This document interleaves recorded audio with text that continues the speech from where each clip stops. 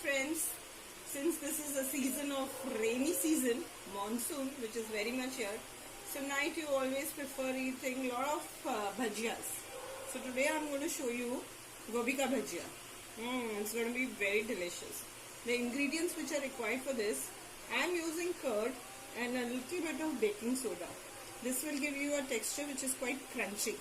So this is a secret which nobody knows much. So you use soda and you use 1 tablespoon of curd for this. I've got flour, say around half cup, depending on your flour, how much you're taking. A little bit of coriander. I would require red chili powder, haldi powder and salt. We would also require a little bit of garam masala. So now I will show you how do you mix these ingredients. And yes, obviously we do require water.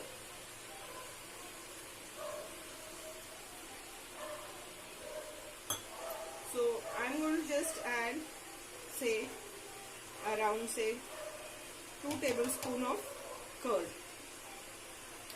To this we can add the chopped coriander. I'm going to add half tablespoon of turmeric powder. To this, depending on how much spicy would you prefer. I think we prefer more spicy. So I'm going to add around 1.5 teaspoon of red chili powder. To this, I'm going to add garam masala. Just for the flavor. So that's around garam masala. 1/4 teaspoon or half teaspoon. See, garam masala is of your choice, wherever you want to bring. Either you make homemade or you bring from outside from the shop. It doesn't actually make a difference, it just adds a flavor to it. Just add the salt. You can adjust the tempering in the last. Now comes the baking soda. So it's just going to be a pinch, around half, a 1/4 spoon of baking soda. So we're going to adjust it, the thickness of this dough with water.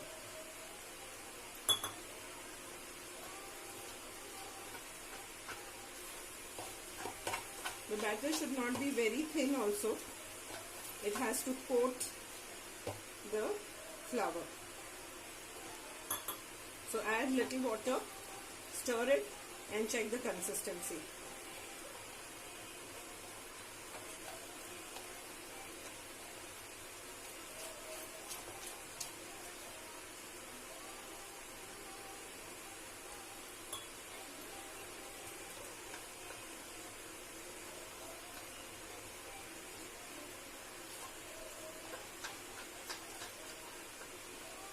So adjust your salt, taste it, it's good. Anyway, you want to just top it up when you finish it with chaat masala. I think this is fair enough. So once this is done, we're going to add all the chopped flowers which has been washed and then chopped. So I'm going to just mix it. Now is the time when you have to actually dig in and dirty your hands. Otherwise the flavor doesn't come out of the bhajiyas, it seems. So I've actually put your hand, just poured each and every floret of it.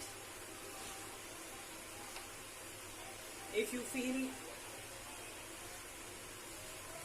the basin is less, you can actually add more to it and just give a firmness.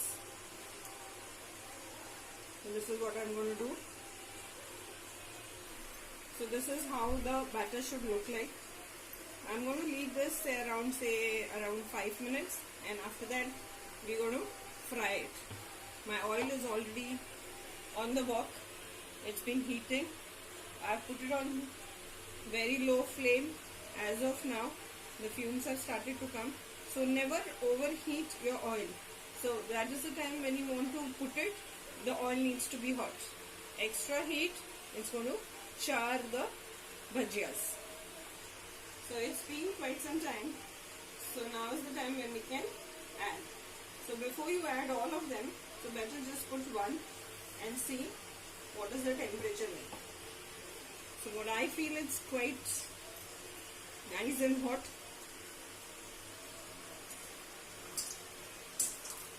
So here what you see is the first one being fried.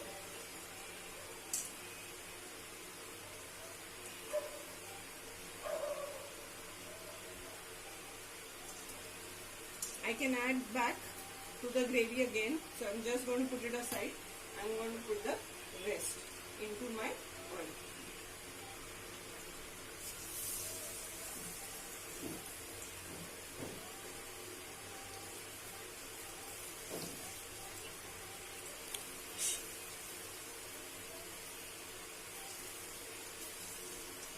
Do not overcrowd.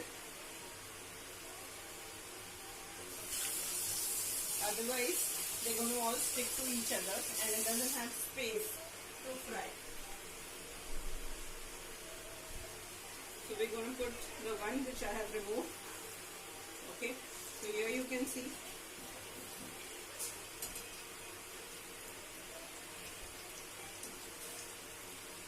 So if you feel that it is getting too soggy, so you can just, since we have added quite a lot, just increase the flame a bit. So now you can see how it looks. So just flip it and let it fry. On very low flame also, we have the bhajiyas soaking a lot of oil. So keep your flame to the medium flame once you have added in all your bhajiyas. So this is going to just cook for around say 2 to 3 minutes. If you feel it's done, you can just remove it. I'll show you the first batch, how it has been done. So now as you can see, it's quite golden color. It's been around say more than a minute. It's been frying. It still requires that crunch. So we're going to just keep it back into the oil for another say half a minute. I've just increased the flame. It's already cooked from inside. It's only the outer crunch which is remaining. It smells so delicious. And it's amazing. This is the right season when you can have bhajiyas. The climate is very cool. It's not hot. And the kitchen is also not hot. So it's fun to prepare these stuff.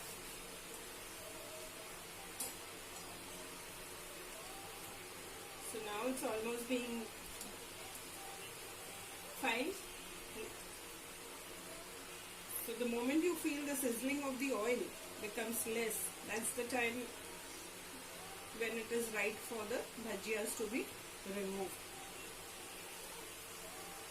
So hey guys, here it is. The bhajiyas have all been cooked. They're nice, brown and crunchy. So just remove it on, if you have a tissue paper, fine. But this is the road style.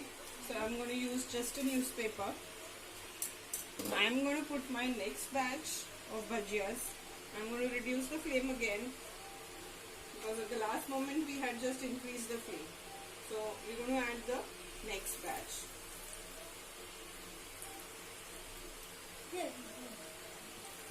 So this is sufficient for around say 4 people. This much of half of a cauliflower has made this. So it's very economical if you make these bhajiyas at home rather than going and buying on the streets. So this is just half of a cauliflower which I have used. So the rest half can be made into your vegetable and it goes into your dabba. So that's it. So again, it's just a recap. So I'm going to flip the second batch which has been put. So just see to it that before flipping, okay, the bottom part has to be cooked quite well. So before we flip it. Otherwise, your basin may just dissolve into the oil and just leave your cauliflower. So So we don't want that thing to be happening. So let it cook further. We'll wait. The previous batch which I have showed you has almost cooled down.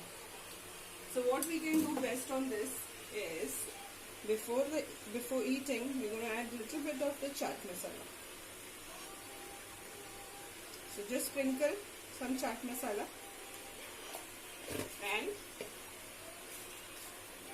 it's quite crunchy, if you can see.